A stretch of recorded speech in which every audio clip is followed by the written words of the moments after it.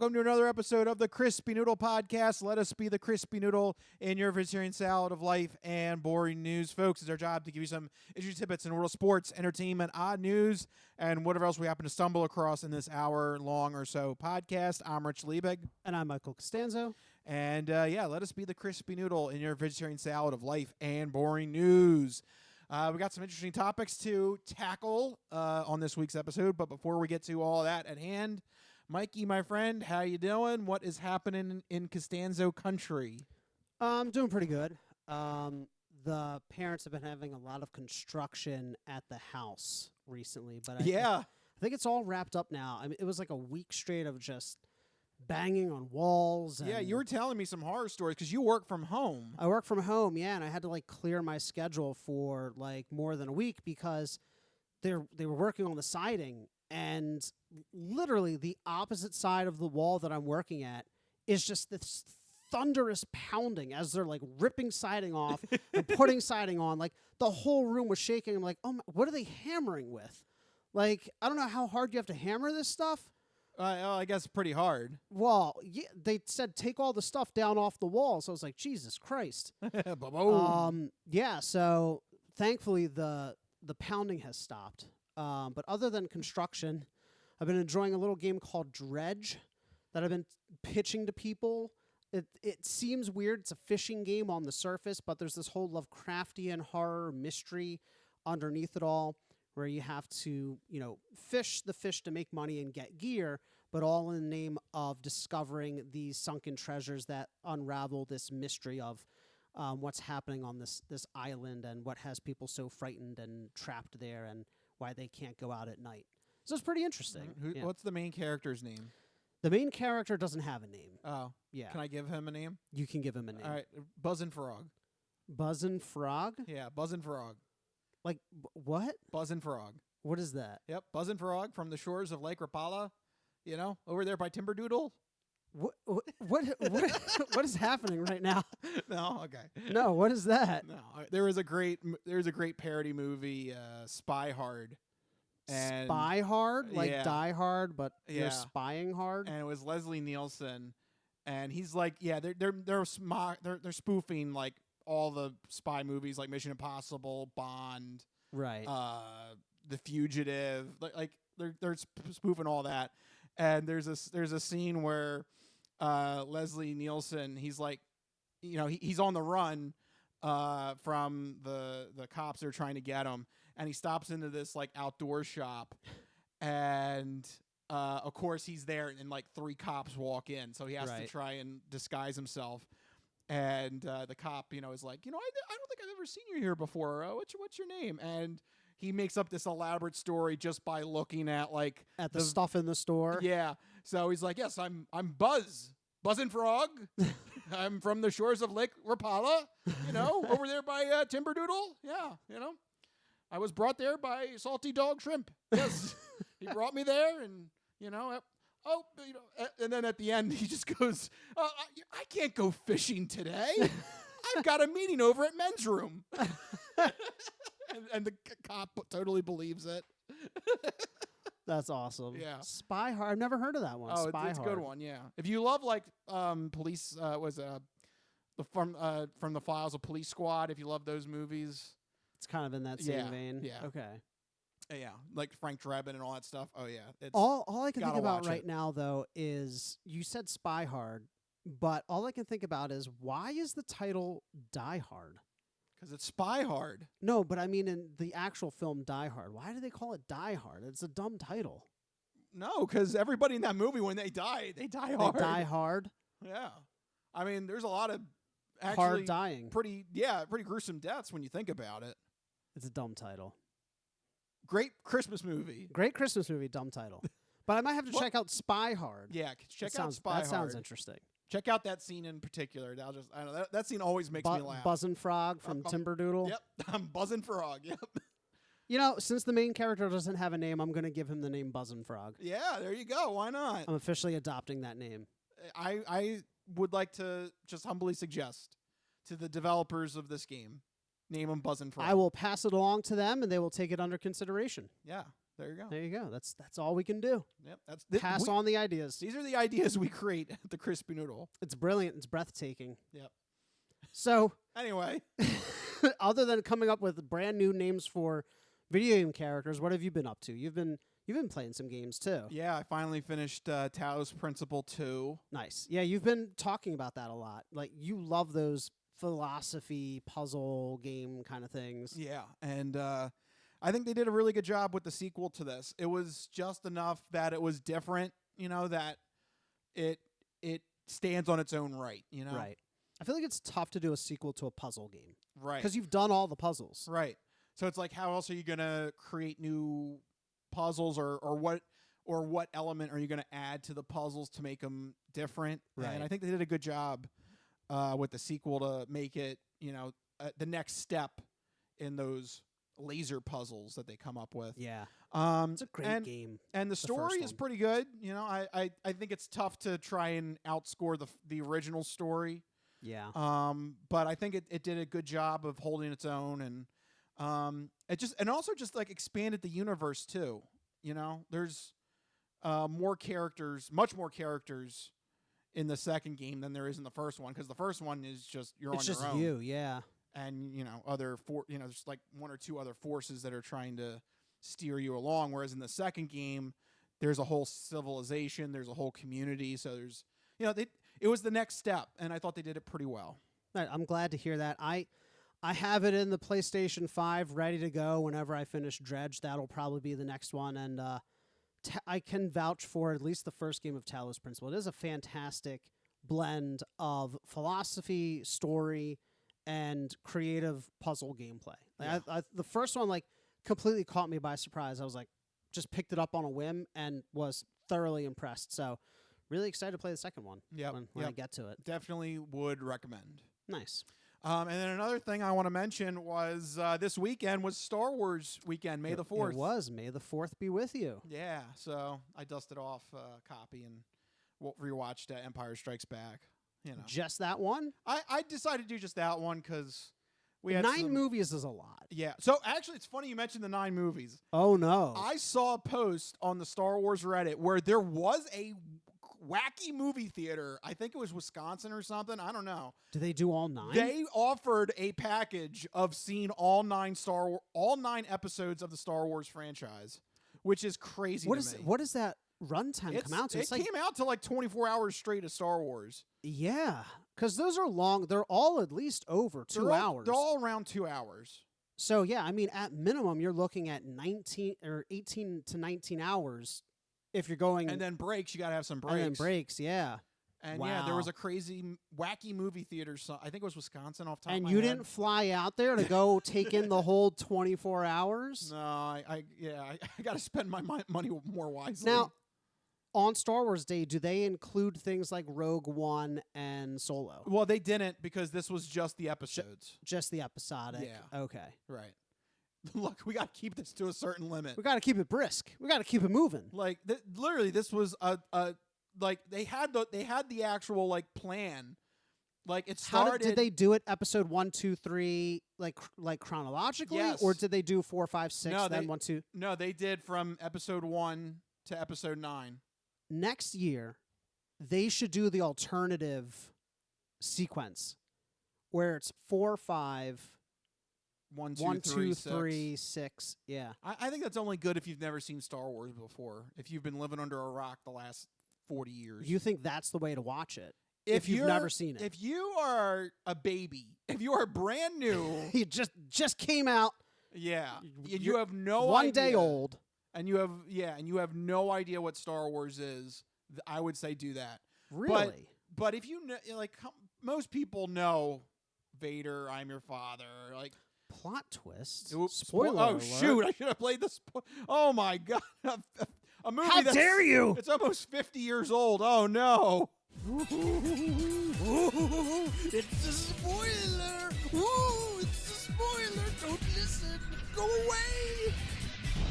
Sorry. The real plot twist is I just realized those movies are 40 years old. They're old, yeah. Wow. Yeah, unfortunately. Those are like old people movies now. Oh, yeah. I mean, literally. Like your nieces and nephews are probably like, Uncle Rich, why are you so old? Literally, that was a joke in Civil War, Marvel Civil War. Spider-Man saying, That's right. I saw this old movie, Empire Strikes Back. Yeah, he's like, have you guys ever seen this old classic, Empire Strikes Back? Yeah. Yeah. So, Oh, man. yeah, it's not good. I don't like this. I don't like this universe we've created. We're heading into dangerous territory. Yeah. This is not good. We're becoming elderly, more elderly by the day. Yeah. Anyway. So, fun. The passage of time. It's always good stuff. Anyway, I just wanted to point that out, and I'm wearing my Star Wars shirt just to remember. Star Wars, there you I go. wanted to remember to mention it because it was Star Wars weekend. I did not partake in any Star Wars stuff, sadly. I completely forgot until right now. Yeah, May the 4th. Yeah. May the 4th, yeah. And then Revenge of the 5th. Yeah. You didn't like that one. No, I've heard that one before. I was just trying to see if there was something for the 6th, because you could also do... Or you can also do Revenge of the 6th. Yeah, I don't know. I don't know. Whatever. I like... I don't know. It worked out because the 4th was Saturday and the 5th was Sunday. Yeah. So that was mine. Just a whole weekend of Star Wars. I mean, that would be my ideal weekend. Yeah. But, you got to make sure everybody's happy because, So, random side question, just to prolong this a little bit longer for some reason. But I wanted to know, if you were in Wisconsin, you watched all 9 movies. Yeah. You had to pick one to miss to go get a meal. Which one? Which one do you sacrifice in the 24-hour marathon? You got to eat at some point, more than popcorn. You have to run out. Which movie do you sacrifice? Oh yeah, I know. I would want to say The Phantom Menace, but that's the first one, so you don't really get the meal benefit. And you can't wait until 9, because at that point, you just leave. It's got to be one of the ones in the middle. Which one? I guess I'm gonna go with The Force Awakens. Damn. Well, 1, you made it pretty long. Yeah, I would. That's like 12 hours of movies. I can make it pretty long. Okay, so you're sacrificing The Force Awakens. Yeah. Okay. Because I know that's one of your lesser favorite ones. I love. Well, obviously the original trilogy's gold. You gotta sit through that. Yeah, that's not. So you're skipping something in the prequel or the sequel trilogy. And I liked. You're part of the revisionist trend on the prequel trilogy. The prequel. Prequel trilogy. The thing that sucks about the prequel trilogy is the Phantom Menace and Hayden Christensen. That's it. If you're able to take those elements out, it's pretty good. Hayden Christensen in Kenobi was fantastic. Yeah, but he only had like 4. He only had like 4 scenes. No, but like, why was he so bad in the prequels? Like, why couldn't he have been better? Yeah, because he was good in Kenobi. He was fine. Yeah, I don't know. I think Lucas was telling him the wrong things to do or something. Yeah, it's a shame. Yeah, because that's the thing you got to remember with the prequel trilogy. Lucas had there was nobody to check him. Yeah, Lucas had full control over the prequel trilogy. Unfiltered Lucas. Right, and I think he works best when there's somebody to check his ideas. It's checks and balances. Like, you could have the best idea in the world, but you might not know how to make it reality.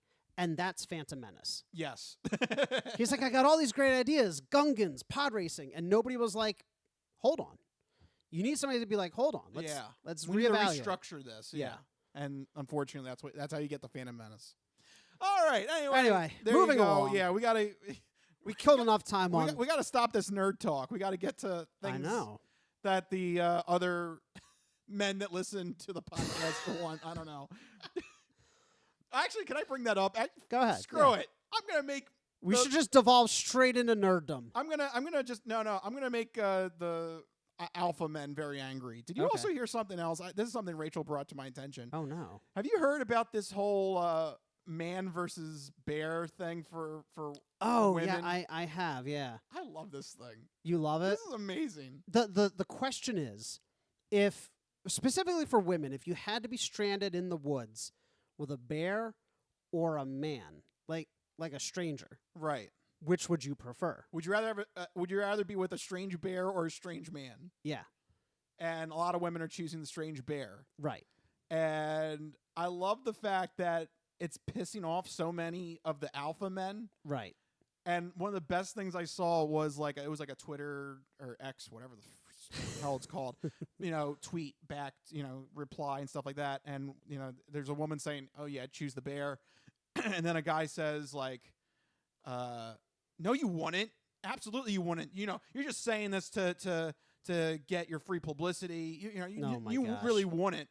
And then the follow-up comment on that is like, wow, this dude won't even recognize no in a hypothetical. And that's why she chose the bear. Even in a hypothetical, men Oh, don't know man. the word no. Yeah. And there's like all these memes, and there's a Star Wars one too where it has Princess Leia with the Ewoks, Oh my God. and it says she just wanted to be with the bears. With the bears. And then the Empire shows up, men. Men. I love it. Princess Leia chose bears. Yes. She chose bears. Yes. They're tiny bears. They're tiny, but they're bears. They're bears. No, that's awesome. Yeah. So. No, the man versus bear thing has been quite the spectacle to behold. Right. I don't know, it's such a nerve for so many people. Yeah. It's such a random thing to go viral. Yeah. Yeah. It's bears. It's always bears. Yeah. All right. Now, there you go. Let's continue to piss off all the alpha men, and let's get to our weird opinions when we get to this topic with the sports sampler. So you're not good at sports. It's a very small part of life. Sports. In your face. Ha ha! There you go. We go from women's rights to sports. Welcome to the Crispy Noodle Podcast. And it's dead. All right. No. So what do we want to talk about here for sports? Yeah, we got some sports topics. Oh, my first off- God. Do we really want to start off with this? We didn't plan for No, it to I didn't plan this transition like out. that. But The first one up is an update on noted women's rights activist Vince McMahon. I did not. When they say man versus bear, you could have Vince McMahon or just some random bear that's already living in the woods. Well, yeah, apparently Vince McMahon, yeah. If you haven't been following this, we have been following this to the letter of the law with every update that's been coming out because Vince McMahon is in the middle of a sexual abuse case. Not good stuff. Yeah, I mean, he's been accused of locking a woman in a closet. Like really heinous stuff. Yeah. Like we had the list, like what was it, 2 months ago, Yeah, a couple months ago, and it was ago. it was like shocking stuff. Yeah, there's one where he apparently, allegedly, I have to say allegedly because this is still to be determined in court, allegedly pooped on a woman during a sexual Yeah. activity. Yeah, it got to that level. Yeah, so yeah, he's what a way to make a 180. We're going right from women's rights to Vince McMahon. As Anyway. far down as you can scrape that barrel, scrape a little bit further. You might not want to use the word scrape. How else do you describe scum like Vince McMahon other than something that you've scraped from the bottom? But he's going to Well, be fine. Yeah, he's gonna be rich scum. Beyond belief, because this is the update here that you told me about. He's planning to sell the remaining shares of his stake in WWE. Yep. And it doesn't seem like that would be a noteworthy headline, but when you factor in all of the shares that he's already sold Yep. and his intent to sell the remaining ones, you said he's going to clear $2 billion with a B dollars from the sale of these shares. Yeah, assuming that he sells all of the shares at market value, yes. That's insane. And he's already cleared 2/3 of his total share that he had before all this. So, I mean, nonsense nothing's going happened. to stop him. So he's Like, already got money. the value's going to hold or increase Should. Yeah. after the whole, great showing they had with The Rock and the plot twist and everything at, what was it, WrestleMania? Yep. So it just irks me that you go from pooping on women to $2 billion in cold hard profit. Yep. And It's he's gonna like- get it. I feel like it should be. I know it's not, but I feel like it should be illegal. I don't know how, but like the math ain't mathin'. You know? Well, I mean, I guess the problem is it's not a criminal case against him. Yeah. Everything is a civil case. Yeah. So Well, you know what? He's going to need that money yeah, for those cases. If I were pressing charges on him, I'd be like, "Hey, judge, he just literally sold everything for billions of dollars. Yeah, he's got money. He's got money." Yeah. So if he's found guilty, yeah, there's probably going to be a good payout to get from him. But to bring it back to what I was kind of, as a wrestling fan, Yeah, what's this like in the fandom? yeah, to me, it's just strange that this is going to be the end of McMahon. Like there's literally going to be no connection between Vince McMahon and WWE anymore. You said like, that he's not going to retain any kind of singular share, any kind of ceremonial like stake in the company. Right. See, that's the thing with when you have an older owner of a company or corporation, they usually like to still give them a couple of ceremonial shares. Right. So that if there's like an event or if there's some sort of big shareholder meeting or something's happening with the corporation, they can come back and still be a part of the team. Right. McMahon will have 0 shares when this is over. He is selling every share lock, stock, and barrel. Well, so he is going to be once and for all completely out of the company that he built. And it is a moment in time that's going to be so weird. Since the 70s, Vince McMahon has had his hand in professional wrestling. He's been the face and the mover and shaker in that industry, in that sport. And it's it's going to be a big change for fans of the sport, but I think also a welcome one that maybe after the weirdness passes, it'll be good to get some new faces and new blood in there. Yeah. The other thing that I just popped into my head as we're talking about this is because he's not retaining any kind of like ceremonial share, do you think there's pressure from the ownership group to get him to sell everything? Oh, yeah, absolutely. Like this wasn't necessarily a decision made of his own accord, I think. Absolutely. Oh, yeah, I would definitely agree with that. And that's probably what's driving the lack of any kind of, ceremonial share. Oh, yeah. It's not, yeah. TKO wants to be officially separated. They want to rid themselves of that stink as fast as possible. Literally. They don't want them taking any more dumps on people or the company. Yeah, not in the office. No. Please go away. So it just irks me. Like, I know there's nothing to be done about it, but he just did all those heinous things. He's like, cool, now made $2 billion while doing it. Yeah. That's America. I don't know what else to tell you. God bless. But from a fan standpoint, it is definitely weird that Vince McMahon's going to be completely out. It's almost like I don't know what he's going to do with himself. But hasn't he been out for a while, like for all intents and purposes? Yes and no. Okay. He is kind of still... Like his daughter was running things for a minute, wasn't she? Right. So he has but that. she's also out now. She is she's relatively out. She only really has shares in the company, but she doesn't have as of right now like an official corporate role or anything like that. The only one that would be the link would be Triple H. But he's as just a son-in-law. Right. So that he doesn't have the McMahon name. Right. So it is kind of like this is the end of the McMahon era. And TKO is fine with that sort of limited connection. Yeah. Or do you foresee them trying to push him out as well? I don't think so, because Triple H is his own person, and it seems like he's pretty removed from it, but I'm not entirely sure. Yeah, he's very much his own person and very much removed from all that. And the things that he has been doing really to invigorate storylines and create new talent has really paid off for WWE. So I don't think he's in trouble. I think he'll be just fine. Okay. So, but in terms of like the historical element of this, the history of professional wrestling, it definitely marks the end of an era. That this is going to be no connection between WWE and Vince McMahon anymore. 50 years almost, right? It's just got to be around there. Because you said the 70s. He's been around forever. So it's somewhere in like the 40 to 50 year range. I mean, that's quite the legacy, which unfortunately now tainted a bit, but yeah, still quite the legacy. Yeah, but so there is your professional wrestling update. We didn't mean for that to be tag team with women's rights. Quite the strange transition, but we'll figure it out. Going from one crappy situation to another. Oh yeah, that's right. The Philadelphia 76ers.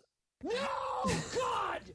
No, God, please, no! No! No! No! They have officially been eliminated from the NBA playoffs. Yeah. And keeping fashion with their normal repertoire, they lost in the first round this time, not Yes. even the second round. So they're Yeah. actually regressing, Yeah. if you can believe it. How do you like that? But they fell in the first round to the New York Knicks, 4-2. Rich, it was never really a competition. Well, it could have been, because Game 5 could have been the turnaround moment when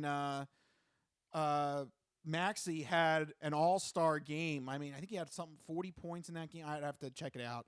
But it was an epic game, went into overtime. He hit the basket to force overtime, which was incredible. You just thought that maybe there was going to be a little bit of a rally. You know, kind of all the momentum kind of shifted with the Sixers. And then with Game 6 being in Philly, you thought like, oh, just win at home. Maybe you could force a Game 7. Yeah, win at home, force Game 7. And then the Sixers fell flat in Game 6 and got eliminated by the New York Knicks. It's just very disappointing here because it just feels like we're wasting Joel Embiid's prime. Oh, absolutely. It pains me to say it, but, you know, I'm not really surprised at the outcome. It's a joke at this point. I think it's, 6 or 7 years straight? I think you sent me a picture at one point. It's 7 years straight that the Sixers have either been eliminated in the first or second round. Is this as bad as when the Eagles made it to 4 championship games and lost? Or 3 and then lost? Oh, that's an interesting question. So what you... what's the so being Philadelphia fans? Yes. Early 2000s, the Eagles make it to 3 straight conference championships and lose. Is this worse than that? In terms of just how it feels, expectations, the constant twisting of the dagger. Yeah, well, first I would say on just an actual playoff level, that's worse because the equivalent of the conference championship game would be making it to the Eastern Conference Finals, which the Sixers didn't do. They keep making it to the second round, the step before it. So that's disappointing. But then, like, you also think just like we've had some star players go through this roster. We had the 1 year with Jimmy Butler. Yep. We had MVP Joel Embiid. yeah, but we Every also year. had stupid beard guy James Harden. Yep, stupid beard guy. Yeah, like we've had decent talent come through, and the Sixers still can't push through the second round of the playoffs. Yeah. I think this is worse. I think I'm going to go with this is worse. I mean, these are the two stretches to me that have stuck out the most in Philadelphia sports in my lifetime of like that constantly making it but falling short kind of thing. And I think I agree that the Sixers is worse. They can't even win one series.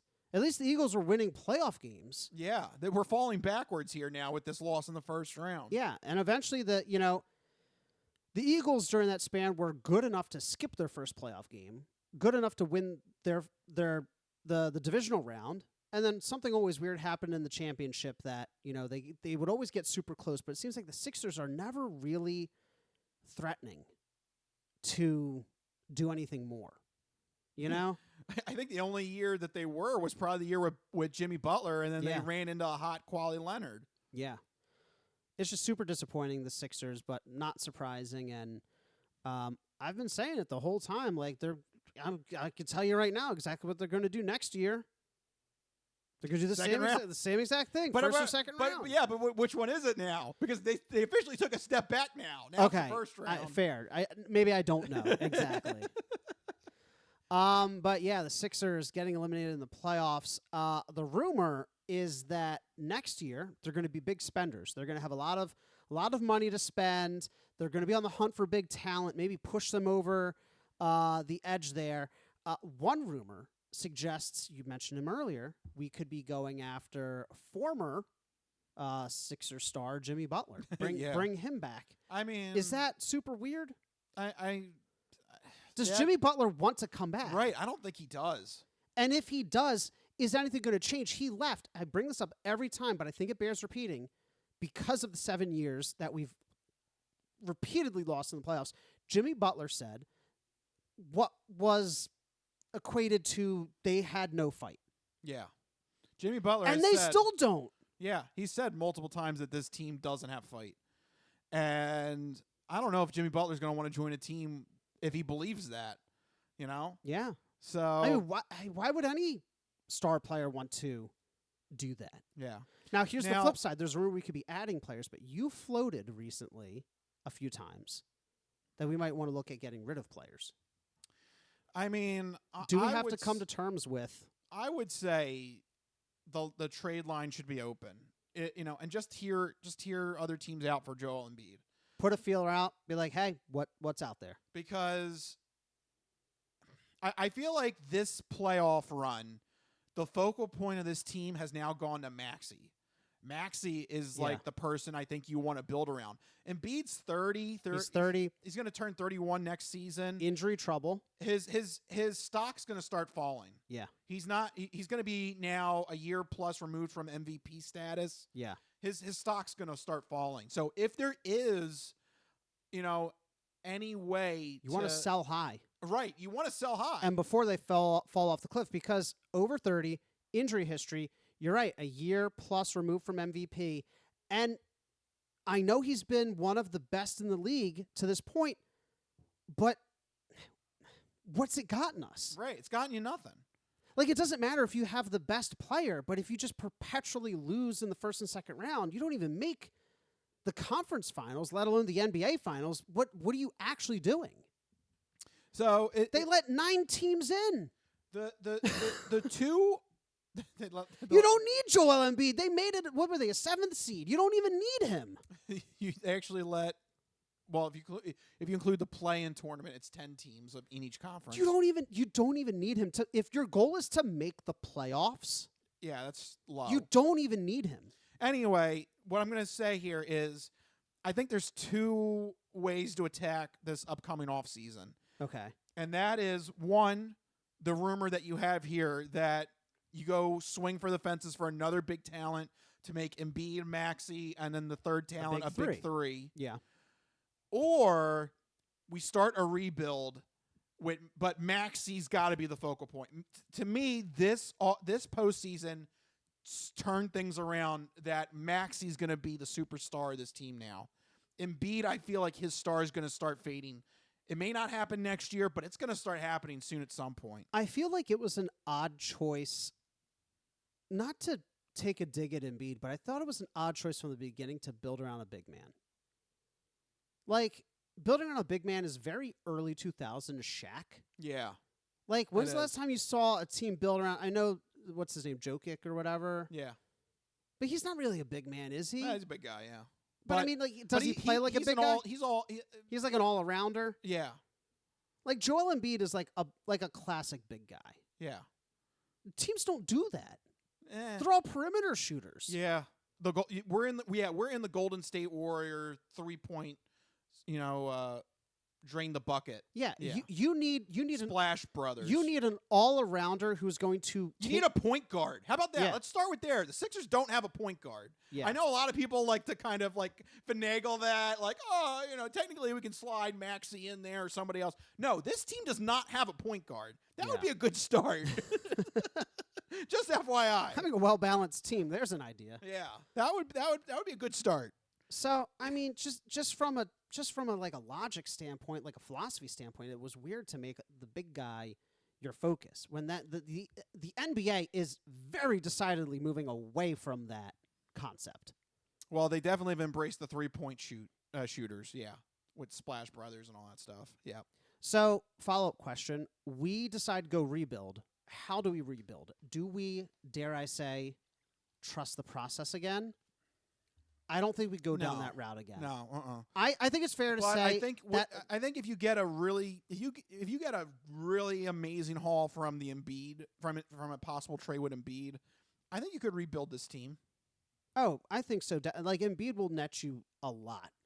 He should if you sell high. Right. And I think it's fair to say that the process was not a great process. No. It's been my hypothesis that trusting the process led this franchise to a mental state of being failures and losers. Like they just learned how to be losers, and they don't have that same tenacity and fight that other teams might. Yeah. Of like scrapping to get by, you know? It just hasn't worked. Yeah. The process hasn't worked. With three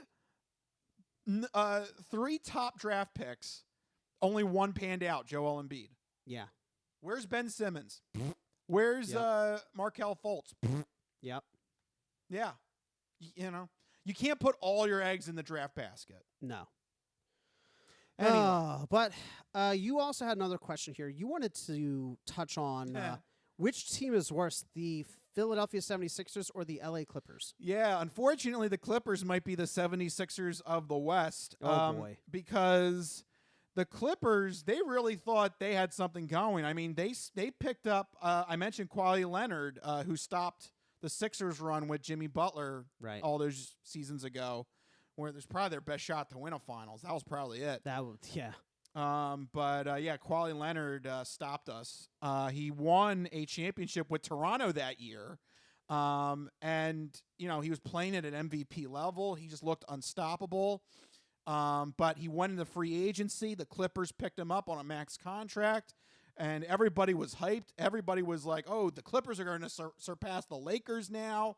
It's finally their moment in the sun. Well, guess what, folks? The last 3 seasons now, the Clippers have done jack squat. No playoff series wins. Kawhi Leonard has only played 4 playoff games healthy. Wow. Yeah, that's not good. Yeah, he gets hurt at the wrong time. In 3 seasons, only 4 games? Yes. So basically, it's just been another disappointment after signing a big-name free agent with Kawhi Leonard for the Clippers. And they have other talent, too. They have Paul George. They have some other pieces, too. Like, they're not just relying on Kawhi Leonard, either. They've got some pieces. They have talent, is what you're saying. But, again, just disappointing, falling short. So, which is worse, the Sixers run or the Clippers run? Well, I mean, I guess the Sixers have 1 playoff game. Yeah, I guess the Sixers have at least 1. By default, I guess you got to give it to them. But I still say, though, that failing like the Sixers have for 7 straight years is still pretty remarkable. Let's see if the LA Clippers can keep up their streak of suckitude. And then we can revisit and, say which is worse. But for landing arguably the best player at the time. Yeah. I mean, there is an expectation that you at least make a serious push. Right. Not an expectation that you win it all, but at least like something to bring back, like a conference championship appearance. They did something. the first year that they had. They did? The very first year they had. But Kawhi did he Leonard. play? Yes. Oh, he did? Yes. But Were those the 4 games? No. That was the first season after that. Since then, it was been 3 seasons, and they have done jack squat. So they did have 1 season of semi-success. Yes. Okay, that definitely makes the Sixers worse then. So far. Okay. So far. Yeah, if the LA Clippers continue to regress. But even with like an MVP caliber, the fact that they haven't gotten a single playoff series win since. I mean, not winning any series. I mean, at least the Sixers have 1 series. Yeah. I guess hypothetically. Yeah. Not hypothetically, realistically. But I don't believe that the Sixers ever won in an abstract sense. Yeah, I don't know. I mean, I guess that is super disappointing for LA. That sucks. Yeah, I think part of me says the Clippers is worse. Because not only are you wasting Kawhi Leonard's time, but everyone else, because you mentioned they had other talented players. Right, but also you're now being overshadowed by the Lakers. They got to deal with the Lakers in that stadium. And I don't know, that's got to be a mental block that they can't even I will say contend with them. The stakes are much higher for the Clippers because LA is a basketball city. Yes. Philadelphia, I don't care who you are or what you say, It's not a basketball city. It is a football and baseball city. Yeah. Just hard stop. Okay. So L.A., the focus is it'd be equivalent to the Eagles signing Tom Brady And we couldn't do anything. at his peak and then not winning a single playoff game for 3 straight seasons. Yeah. Heads would roll. I mean, Carson Wentz missed the playoffs 1 year, and we fired the coach, got rid of the quarterback, nuked the team. You know, Yeah. we were this close to burning down the whole city. Yeah. So if you take that energy, because it's that energy on the West Coast with basketball. Yes. So when you view it in that context, the stakes are higher. I think the Sixers are worse because I just dislike the Sixers, but the stakes are definitely higher for the Clippers, and that definitely lends them a unique sort of aura of suckage and desperation. Yep, Yeah, I definitely. agree. Yeah. All right, so there you go. Interesting little basketball talk there. But now we need to go into our new segment where we hit a topic in 3 minutes or less with the 3-minute drill. You ready, Mike? I'm ready. All right, there you go. 3 minutes. What do you got? All right, just one quick topic here in the 3-minute drill. The Eagles' recently retired legend Jason Kelce will be signing a deal to join Monday Night Football's pregame show, Monday Night Countdown. This is exciting news for Eagles fans and for Kelce fans in general. It was long rumored that he'd be doing some kind of broadcasting. You know, after he gave his famous Super Bowl speech, he became a more vocal, outspoken member of the Eagles, more focus on him, became a household name. Then, of course, he had his New Heights podcast, which he still does. He had the whole Taylor Swift may or may not become part of the family gimmick in recent years. So, you know, the spotlight was on him. Like, what's he going to do? Is he going to make this transition to, you know, his new broadcasting future? And it looks like that may be the case. This could be maybe a proving ground for him to maybe move into the broadcast booth like a Tony Romo or something like that.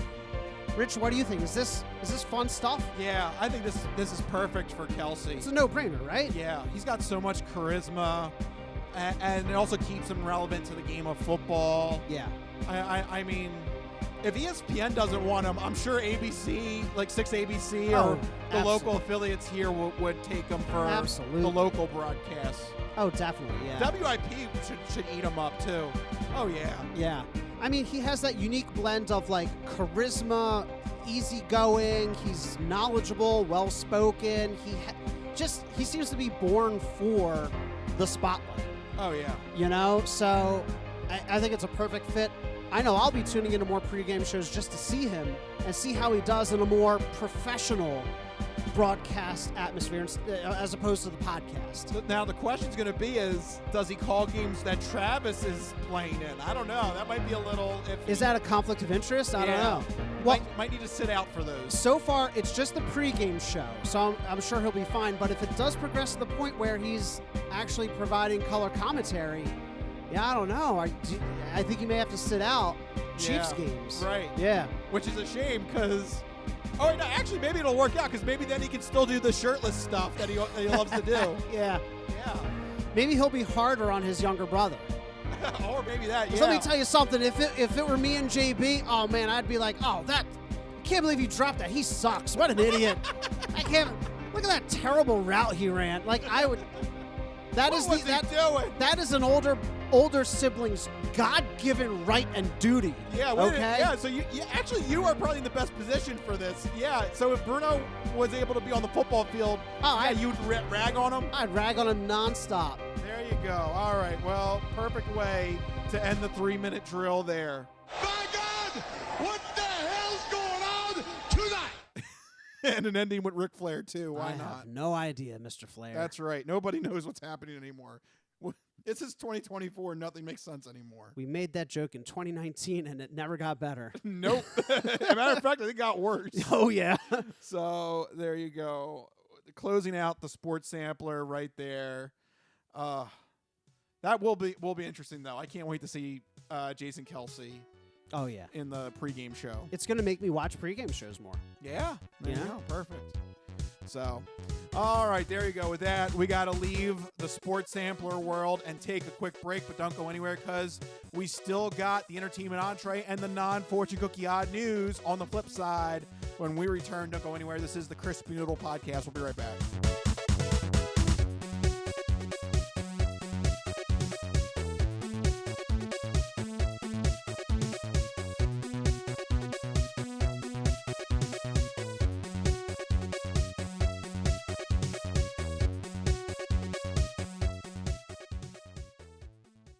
Ready for the weekend?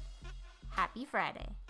Hi, my name's Marie, and I'm an artist who's been making Happy Friday doodles every week for over 7 years. And now you can own my art collection in this Volume 1 and Volume 2 art series. These doodles span across multiple themes, yearly festivities, various countries, languages, and more. Both coffee table books have something for everyone and are the perfect conversation starter or gift for a friend. Really, anyone who enjoys a good weekend. Available on Amazon, Ingram, BookBaby, Barnes & Noble, and more. Visit happyfridaydoodles.com/books and get your copies today. Let's celebrate the best day of the week. Happy Friday.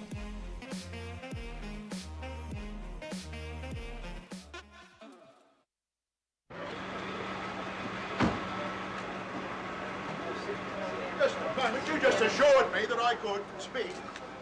Sit down inside the car. We're not assuring anything. We're under arrest. Look, I'm under what?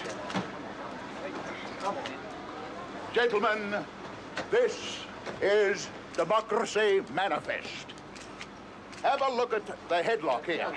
See that chap over there? Get your hand off my penis!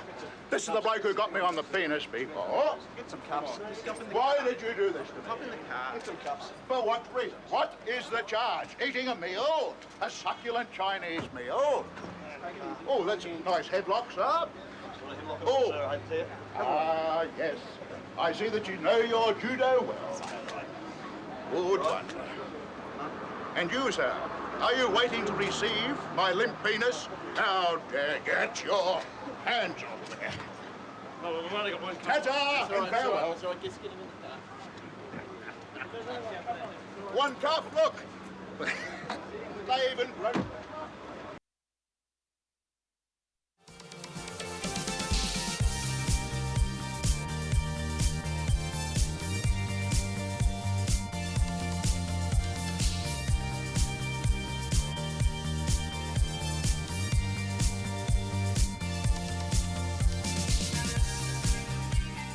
Oh, yeah, we're back here on the Crispy Noodle Podcast. I was telling Mike, there is a Democracy Manifest t-shirt you can buy.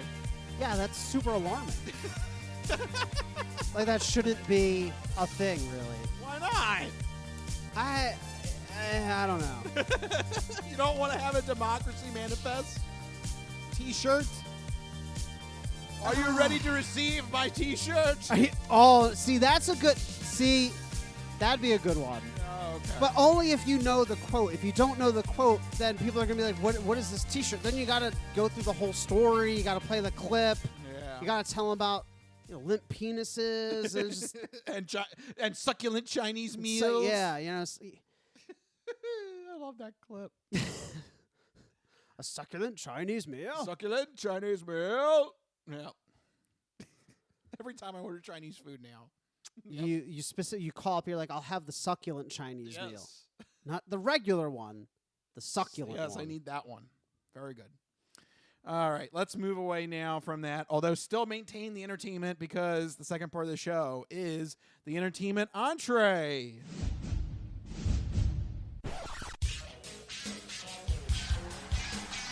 And now, the latest in movies. The Simpson guy writes to movies. Dear Die Hard, you rock.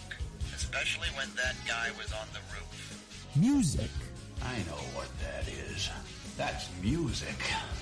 Video games. I'm Commander Shepard, and this is my favorite store on the Citadel. Celebrities. You really know Warren Beatty? Yes, I do. I took a leak next to him once at the Golden Globes. And more. You were the all-singing, all-dancing crap of the world. This is the entertainment entree. All right, officially in entertainment entree mode, and we're going to kick it off with the segment where Mike is going to let you know what you should keep an eye out for this upcoming weekend with new movies, TV, and video games with Mike's This Week in Entertainment.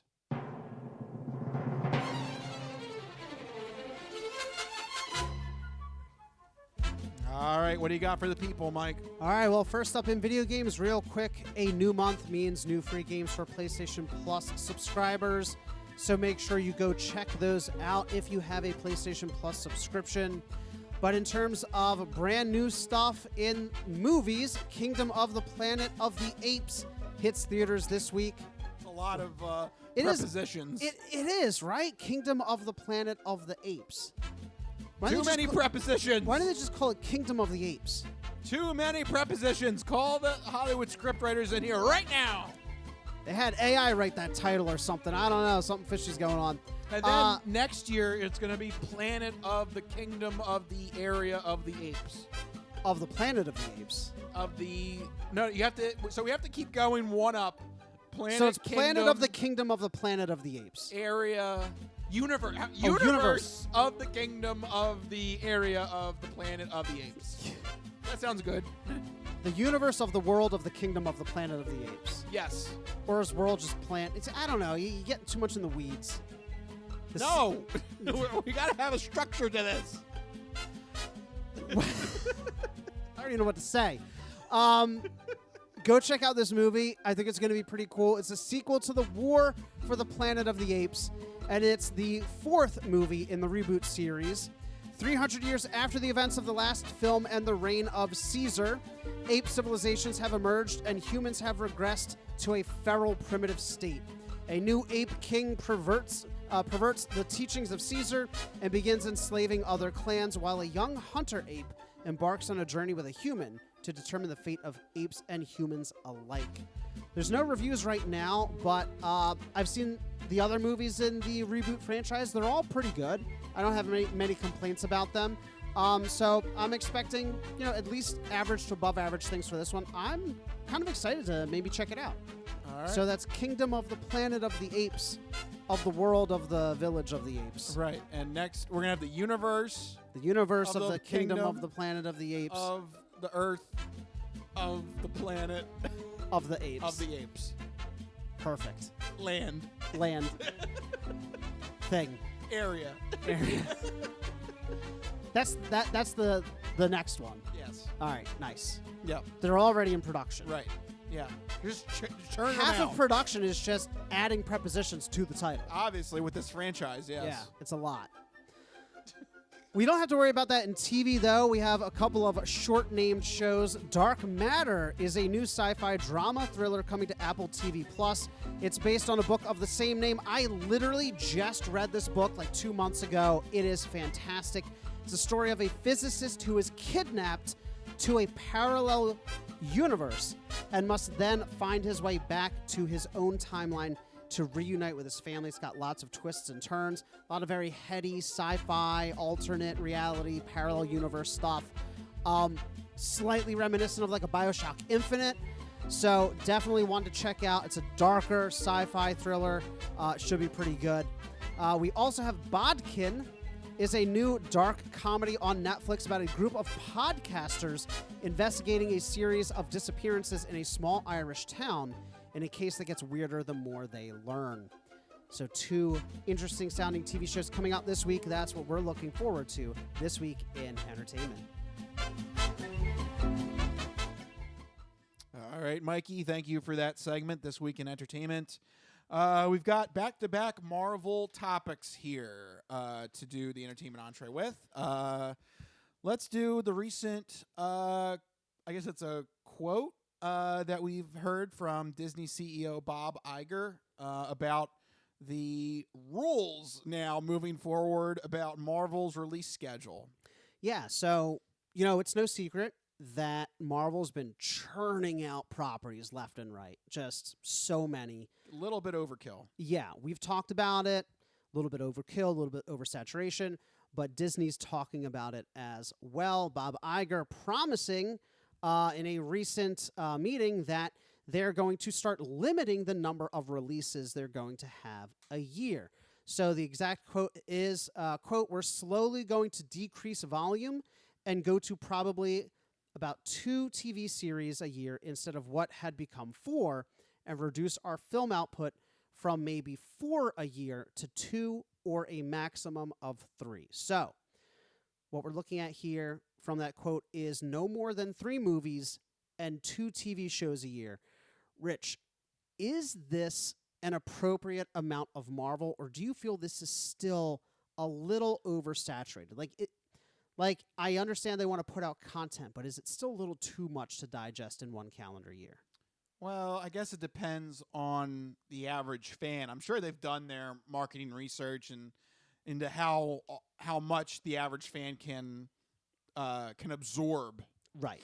Like they probably know like how many of our subscribers miss out on how many shows in a year. And they probably found like I watched Loki. I can't remember the other Marvel show that I would watch. Well, there was just Loki this year. I liked WandaVision. I liked but per year. Yeah, per year. I don't know.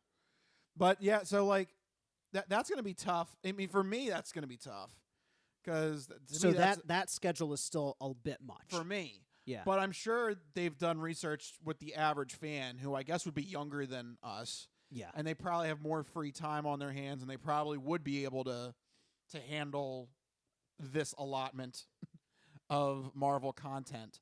So I would assume that there has been some research and thought done to the number of movies and TV shows. I'm sure this is not arbitrary. No, they probably very carefully selected these numbers. What sticks out to me, though, is I guess I always knew there was a lot of Marvel stuff, but seeing the number 4 TV shows a year, I'm like, wow.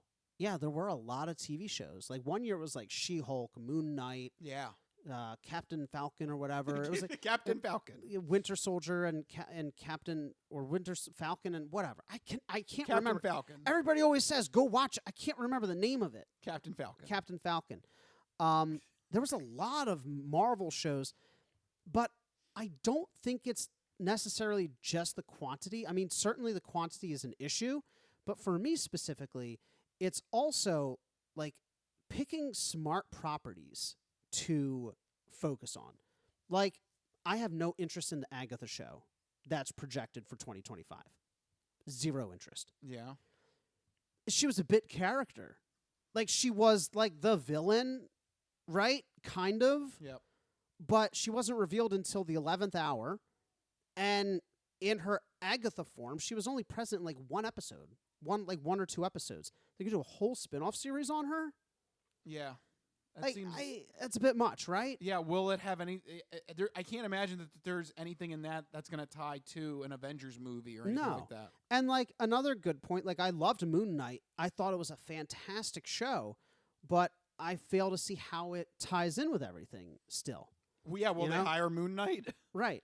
So I guess my ask from them is like a smarter selection of properties to work with. Like maybe more properties like WandaVision that takes a main or secondary character from the movies I'm watching and turn it into a show. I'm not necessarily interested in a spinoff of a spinoff, is what Agatha is. Right? Right. And that I can glean, it doesn't seem like it's going to have anything to do with whatever the team-up movie is going to be. Right. Or something like, I don't even know what Echo is about. I think Echo is a spinoff of a spinoff. Yeah. Have you watched that one? No. Yeah. So, like, I guess that's my ask is, like, smarter property selection, smarter IP selection. Well, I guess that doesn't do it here because they're just saying the quantity here. I guess with a more limited quantity, I'll be able to keep up and maybe, I'll watch some of these things that I've skipped over. But I do think that for me personally, this isn't too terrible. I could maybe see myself managing 3 movies and 2 shows. I could not manage the 4 shows or what was it? Yeah, 4 shows and 4 movies a year. Yeah. That's like you got to knock out 1 a quarter. Yeah, no. You got to have at that rate, you have a ratio, like you have a quota. Yeah. Like when I read that quote, I was like, really? Were they doing 4 movies and 4 shows a year? No wonder I felt like it was too much to handle.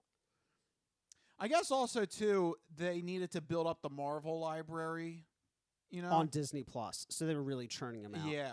Yeah. I think now they're at a point they don't have to. No, because now it's like almost oversaturated. Right. So Watcher.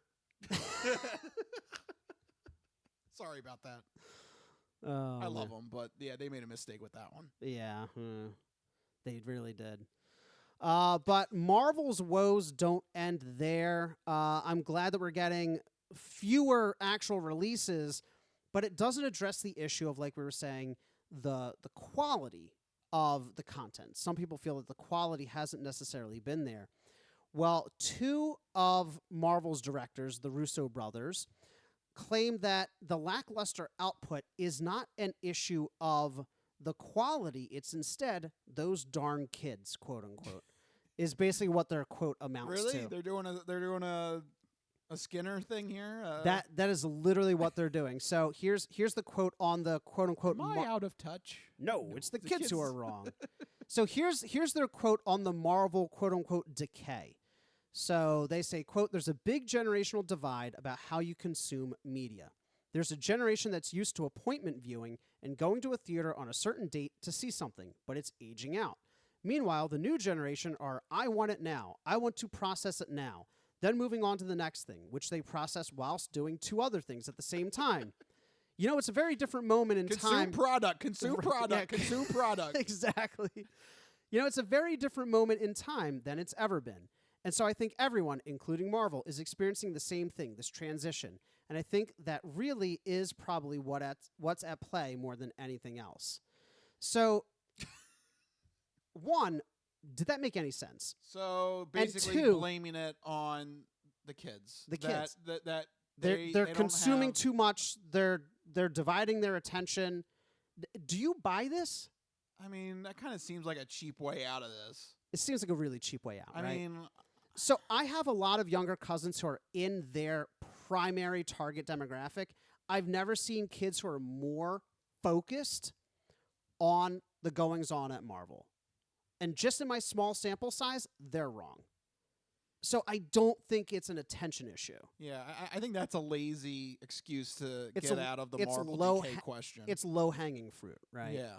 They're like, oh, it's them darn kids. Yeah. I mean, hey, you know what, though? At this rate, we millennials and Gen Z, we've been accepted now to take the blame for everything. You know, we destroyed the economy. Just pile it on. We'll take it. We'll take the MCU too. It's It's our fault. Right. Load it up. We destroyed Hollywood. Yeah, sure. Yeah, there why you go. not? Load it up. We destroyed everything. We killed the radio star. Yep.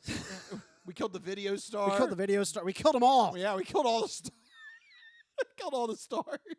It's just We're everything. just darkness. It's just darkness. All the stars are sweeping dead. over the land. Yeah. Everything is dead. Yeah. Okay. So Yeah, that seems like a lazy answer. I wholeheartedly disagree with them because one, their target generation was never the appointment viewing generation. You get what I'm saying? Maybe it was like in the early stages of Marvel. Like in 2007 when the MCU started? Yeah. But in 2024... No, in this era, no. No. Yeah. So I think, and it speaks to a larger issue that I don't think they understand their generation. Or I don't think they understand their demographic, I should say. Yeah. You know, like at least the conversations that I've had with, my family and friends and the conversations I've seen online, people are looking for more explicit connections. Like they want more to latch onto. It's not that they can't focus, is that, example, Moon Knight. How does it connect? I mean, Thor: Love and Thunder. What was the point of that? Yeah, like they've been conditioned now to think that everything's going to tie into a bigger Marvel movie. Right. So when they did that. So when it doesn't, it's kind of like a letdown. It's like, oh, well then did I just waste my time with this? Yeah, it's not so much that they want to process it now, they want it now, or they're not focusing on it. They're focusing on it a lot, and they're not seeing the connections that Marvel has trained them to expect. Yeah. So I think, again, Marvel quality control issue here. But there's another larger issue here about superhero fatigue, which we also have touched on in the past. They said, quote, the superhero fatigue question was around long before the work we were doing. So it's sort of an eternal complaint. Like we always used to cite this back in our early days with superhero work. People used to complain about Westerns in the same way, but they lasted for decades and decades and decades. They were continually reinvented and brought to new heights as they went on. And then they died out. I don't know if Westerns is the best genre to compare that to. Yeah. So are you also disagreeing with this quote? Or how do you take this one? I don't know. I just feel like it's lazy. Like it's like, I mean, the Russo brothers, for some of their amazing Marvel work, really lazy, kind of like. Yeah, they're not good at when critique is being fired at them. Yeah, these quotes are very lazy. Very lazy and considerate, like not very self-reflective answers. Yeah, and also it's a lot of blame shifting. Yeah, and just I would not want to compare my genre to Westerns or something that fell out of favor, because then it sounds like you're not going to have a job whenever this does hit oversaturation levels. I think we're dangerously close to oversaturation. I think the only thing that saves superheroes compared to Westerns is, and I'm seeing this issue where they're comparing the superhero genre to Westerns, like the superhero genre is one thing. I would argue it is not, because superhero movies have the unique ability to move between genres. Like Black Panther is, what did they call it when it came out? Like an Afro-futuristic, like sci-fi film. All right? Doctor Strange, Multiverse of Madness is almost horror-esque, right? Spider-Man is a coming-of-age story. They all occupy unique spaces. Guardians of the Galaxy is a space opera, right? Thor, at least the early ones, were more fantasy-oriented. They kind of get away with being very nebulous in their genre. Yes, they have the whole superhero gimmick, but a superhero is just the hero's journey with a brightly colored slap of paint, you know? But the genre underneath it. So I don't think it's correct to compare the superhero genre to Westerns. Western is a genre. Superheroes are not a genre. It's a type of character. You get what I'm saying? I think they can kind of weasel their way out of it if they stay smart about making their movies unique. Now, I will say they have not been. That's my complaint, is that they're all devolving into a kind of rote, singular note. Well, I think if they are, then I think you have the basis for what would be a superhero genre playbook, if you will. I think they need to. I think that the issue is that they're trending in that direction, but they need to go back to how superhero movies were before. Like Iron Man was completely different than Thor. Yeah, absolutely. Guardians was completely different than Spider-Man. They need to go back to that. But now they're distilling it all to like a formulaic approach, and that's where you run into trouble. But to say the superhero genre in general is like going to fade out, I think is mischaracterizing what's happening here. Again, I'm placing the blame squarely on Marvel and people like the Russo brothers for trying to distill it into a formula. Like, I think that's the wrong approach. Mm-hmm. Yeah, I would agree. That's not what superhero movies have been about. I think at some point, though, the superhero... Do you think no matter how they slice it, it's eventually going to reach oversaturation? I think so. And it's just the nature of the business. You know, it's happened with every other big genre before. Right. You just get to a point where it's just too much. Westerns, gangster films. I mean, yeah, gangster films. I love my gangster films, but they're pretty much over now. They've been dead for a while. That's why What's-His-Face needs to move on. Scorsese. He was trying to bring him back. He needs to do something different, man. Yeah. You know what else is out is Tarantino and his circle jerking of Hollywood. That's become his genre. It's like, oh, Hollywood was so amazing. Well, actually, on a related note, you hear he's not going to do Movie Critic. He dumped it. Yeah, because that genre sucks. Well, nobody likes to hear an artist play his tiny violin for himself. It doesn't work in books and it doesn't work in movies. Yeah, so I hate that subgenre. All right, well then you're pleasantly surprised then at that because I was actually. He's not going to do that. I was. Do you believe it's going to be his final film? No, God no. No, because he can't not be in the spotlight. I'll never forget the time that he went up to accept the award for writing of I think it was Django Unchained, and he goes, most people get up here and they thank their actors for bringing their work to life, but I'm going to thank myself because I'm awesome. What a dick! My God. Yeah. That's Quentin Tarantino for you. I love his movies, but I can't stand the person. They're going to back a dump truck of money up to him for his 11th movie, and he'll be like, all right, I'll make a Once Upon a Time in Hollywood 2. Hollywood was still better back in the day, and it still sucks now. Get off the high horse. I hate it. Anyway. All right. Well, something I know that you don't hate is the third and final portion of our show, the non-fortune cookie odd news. We've been talking about cool and its ramifications and how it applies to the hip scene. But maybe you could give us some examples now of the opposite of cool, uncool. Just exactly what is uncool? My nipples look like milk duds. Holy shnikes. It's time for the non-fortune cookie odd news. It's not of this world. I don't know exactly what it is or what it's doing, but this is not human intelligence, okay? It's not human intelligence we're facing. How you doing? Me? I'm doing great. Manda de bastata. I don't make this stuff up. I'll take a pound of nuts. That's a lot of nuts! That'll be $4, baby! You want fries with that? I've seen the celery dance across the baseball fields. You had me at meat tornado. No, go past this part. In fact, never play this again. Okay. What does that mean? And now it's time for the non-fortune cookie odd news. So sit back, get everything you need to get from the kitchen. Be sure and empty the bladders, go to the bathroom, because you're in for a hell of a ride.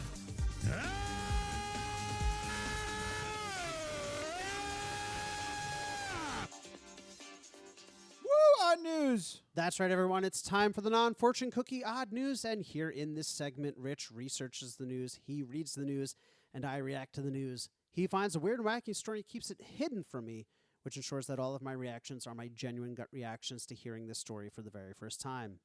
I don't know what's about to happen. You guys don't know what's about to happen. And even Rich doesn't know what's about to happen because these stories always take us down wacky and wild paths. And I'm ready to get started. Where? All right, for this one, let's go local Philadelphia, No! PA. This cannot be made good. It's shameful. It's a shameful, shameful day. Yep. When I asked where so dramatically, I really was not anticipating it to be literally right here. Yeah, why not? Some homegrown. All right. Homegrown so news is this here. like the Havarti pervert instead of the Swiss cheese pervert? What's happening? We're going to talk about the case of 35-year-old Yadale Thomas. Yadale? I don't know why. Yadale. Yadale? Yadale. You dig Yadale? Yadale. Yeah. So, okay, 35-year-old Yadale. All right. Is Yadale... Sorry, is this a man or a woman? Man. Okay. Yep, Yadale.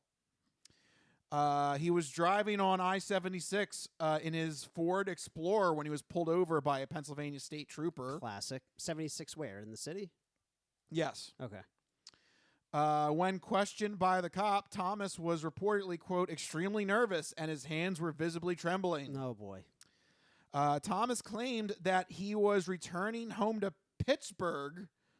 But You're a long way away. Yep. But he had to go to Philadelphia to drop off a dog at a gas station. Wait. Time out. Cotton Eye Joe, where did you come from? Where are you going? So on your way back to Pittsburgh, you had to swing by Philadelphia. He's making it sound like he's like taking a detour from Ambler to Bluebell. Yeah. Or from like Plymouth Meeting to Norristown. This is like a multi-hour trek. Yeah, I think from driving from Philly to Pittsburgh is at least, I think it's like 5, 6 I think ish. it's 7. It's like 6 or 7. It's a long drive. It's like up there. Yeah. It's like not like a short, like, oh, let me pop over. It's not a pop over drive. Yeah. And so, but Philly was his detour. Yes. 'Cause he had to swing by Philadelphia to drop a dog off At a gas station. at a gas station. Yeah, which What is this weird Craigslist deal that went wrong? Yeah, I don't understand this story, and neither did the state trooper who concluded that Thomas was being deceptive. No kidding. That's why this guy was a detective. Yes. Smart guys, these Pennsylvania state troopers are. You. When they ran a police check on Yadale Thomas's name, it turned up, quote, an extensive criminal history that included narcotics violations. That is not surprising. So when the trooper asked for consent to search his vehicle, Thomas declined. Sensing that something was afoot, the state trooper got out the canine. Uh-oh. And yeah, this is a real dog. How about that? Yeah. Because I don't see a dog in your car. Right. Unless you just dropped him off. I don't know. Maybe that was the dog he dropped off. No, this is the real dog. This is the real dog. Got the real dog here. Yeah, wait, so he was coming from the gas station. I guess according to his story, yeah, Yeah. because he doesn't have the dog on him at this point. Right. And, but it just says I got to drop him off at a gas station. Yeah, what does that mean? Yeah. Is there like a dog drop off? Like what? What? Yeah. Is somebody meeting him there to pick it up? Is the gas station attendant the person you need to give the dog to? Is this now like the gas station dog? Like he lives there? Did he get lost? I don't know. Yeah, I don't know. Well, anyway, so they brought out a drug canine to search the vehicle. At this point inside the Ford car, cops found 3 boxes, each one containing, quote, suspected heroin that was packaged for resale. Yikes.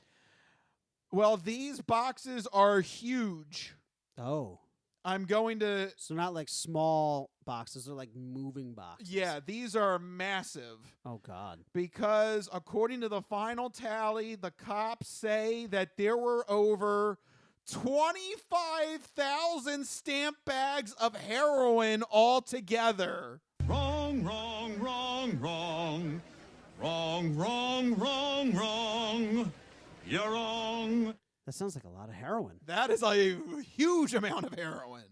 So this guy was not like some small-time dealer. No. He was like, I don't know. He was like Breaking Bad level, like heroin dealer. Yes. This is... Was he making it in the van? Like, what was he doing? No, he was transporting a huge amount. Man. This is no wonder Heisenberg level. No wonder he was nervous. Yeah. Not from the cop, but whoever he got that from. Yeah. 25, you said 25,000? 25,000 stamp bags. Man. All right. So each one of those stamp bags contains a single dose of heroin. That's a lot of doses. Yeah, you'd be set for life. Yeah, right? I don't think you're making it through 25,000 of them. No. No, definitely not. Yep. You're dead way before then. So, yes, he was arrested on site, and he's being charged on a variety of felony and misdemeanor drug charges. Was he actually from Pittsburgh, though? Well, Did he actually have a dog? I don't know. They didn't check that far. At that point, they got him hook, line, and sinker with the 25,000. I'm invested in this gas station dog. Yeah, we need to know what dog this was. I want to know what the dog is doing. Did the dog get into the heroin? I hope he didn't. Did he trade a dog for heroin? That's a lot of heroin for one dog. What do you think the conversion rate is between dogs and heroin? I don't know. Well, we have to Google assume. that. I'm not Googling conversion rate of dog to heroin. I'm like, Google, can you convert US dollars to British pounds? Can you convert US dogs to illegal drugs? The evidence has been falsified. Yes, we need to figure out the conversion Well, we rate. know at a minimum it's one dog for 25,000 doses of heroin. For a good boy. For a good boy. A good boy. If it's not a good boy, maybe like 20, 15,000. Yeah. So he has been locked up in lieu of a $10,000 bail. But yeah, this is local. This was right here on I-76 going into the city. Right here in Philly. Well, yeah, you had to stop at the gas station. You know, the one. The one with the dog. Yeah, right. Drop the dog off at the gas station. Yeah. So, huge amount, 25,000 bags. That's insane. That literally has to be like That's a lot. That literally has to be the Breaking Bad setup where they're underneath the laundry. Yeah. The laundromat. Just churning out huge quantities. That's a lot. Yeah, that's a lot. I mean, it seems like, I don't know if it's actually a lot. It seems like a lot. Oh, yeah. 25,000 of anything seems a lot. Yeah, that's true. That's a big number. You could say any object. That's a lot of that thing. Yeah. All right. I think I got time for one more story. Yeah, let's do it. All right. And with that, it's a return to Florida. Now, who is this guy in Florida? It's Florida, and they're crazy. I mean, we can't stay away too long. Right. This one, we're going to talk about the case of 38-year-old Stephen Nerdin. Okay. Nerd. Hey, Stephen Nerdin. Purdin the Nerdin. So, what kind of nerdly things is he doing? Yes. So, he pleaded no contest to a charge. So he just gave up. Yep. Apparently, he was having some late night fun with his girlfriend, 37-year-old girlfriend. Okay. According to the police report, though, the girlfriend noted that Nerdin had an erectile dysfunction issue. Oh, no. Oh, no. Oh, now you fucked up. You have fucked up now. The girlfriend said that, quote, maybe you need to go get some Viagra. At that point, Nerdin became very irate.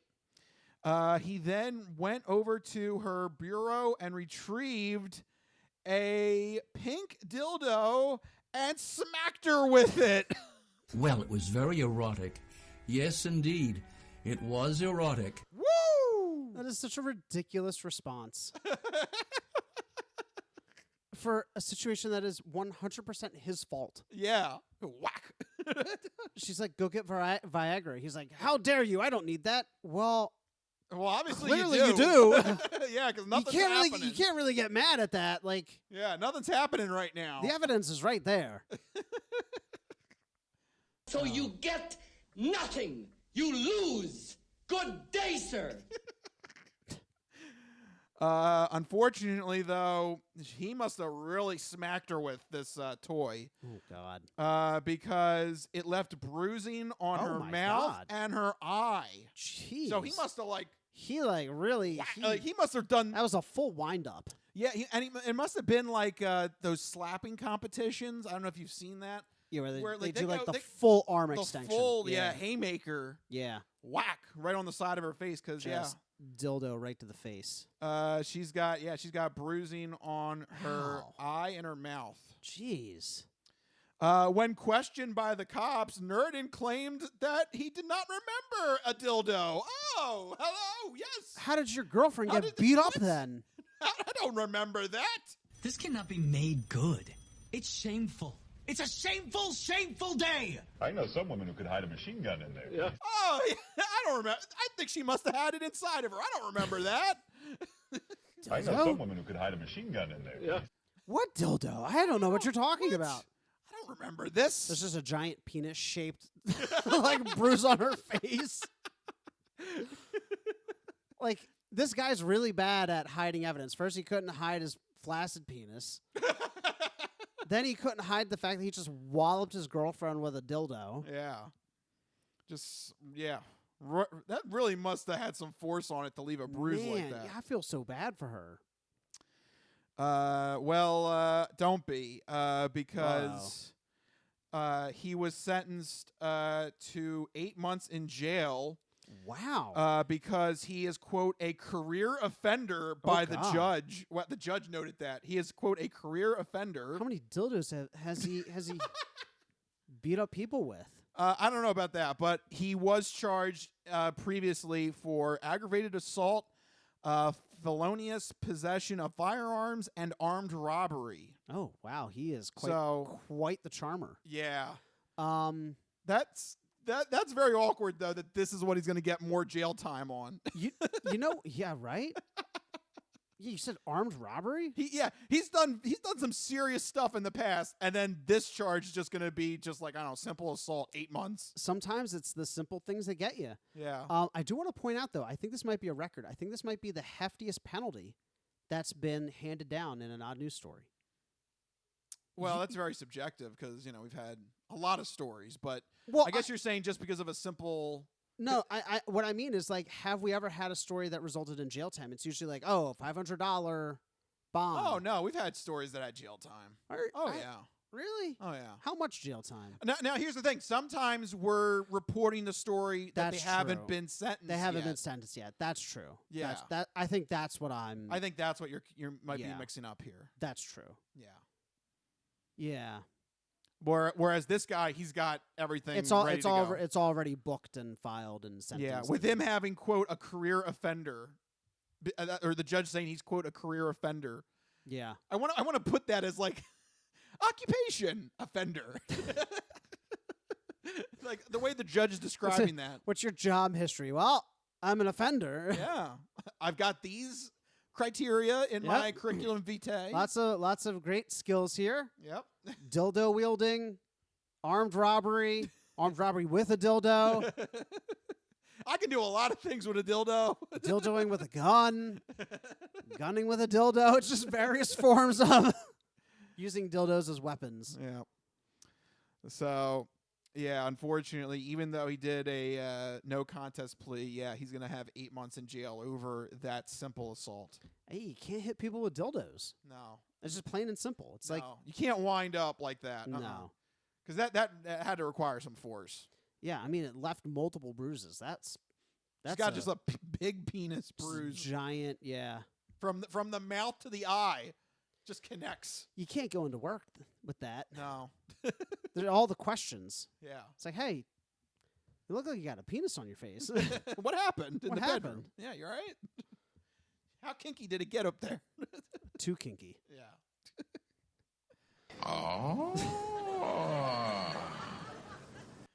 Oh, man. There you go. And, return to Florida. So, there you Good go. old Florida. Yep. So, there you go, folks. That's the odd news for this week. And with that will begin to officially start to wrap up this episode of the Crispy Noodle Podcast. That's a way to end the show. Yes, it is. We had an interesting run. Yeah. We ran the gamut of a lot of topics in this episode. We always do. Cover them all, from sports, entertainment, to odd news. Yep. And that's what you can expect with every episode of the Crispy Noodle Podcast. If you like what you heard, make sure you go to our website, thecrispynoodle.com. Make sure you follow us on all the social media, Hubble. But most importantly, make sure you have a way to get the podcast sent to you every week that we send them out. Usually goes out Wednesday. So make sure you have a way to get the episodes. 2 main ways to do that. First one is on YouTube. Go to our YouTube page, hit the subscribe button, and you'll get the episodes sent straight to your account. Second main way is on Spotify. We put the video podcast up on Spotify. But you can also put Spotify in the background and listen to us as an audio-only podcast. And using Android Auto and Apple CarPlay, you can take us on the go with you if you got any sort of traveling coming up. If you're going from Philadelphia to Pittsburgh to drop off a dog. Yeah. Sure. You can listen to a couple of podcasts. Yeah, because it's a long drive. Yeah. So, yeah, you can take us on the go with you and listen to us on the go using those apps as well. So many ways to check out the Crispy Noodle Podcast, but if you need to get in touch with us individually, you can find us on X, formerly known as Twitter. You can send us your sports, entertainment, or odd news stories. I'm at Mikey Costanzo, MikeyCostinzo. And I am at Rich Liebig, RichLiebig. Find us on Twitter, X, whatever it's called. Let us know what we should talk about on next week's episode. If it's odd news, make sure it goes to me. But if we use your suggestion or story, we will give you a sausage shout out. So make sure you do so. You might get the coveted sausage shout out on a future episode. But for right now, I think we got to start wrapping this one up. This has been the Crispy Noodle Podcast. Let us be the Crispy Noodle in your vegetarian salad of life and boring news. That'll do it. We'll see you guys next week. See you guys later. Bye-bye, all you fine peoples. Good night.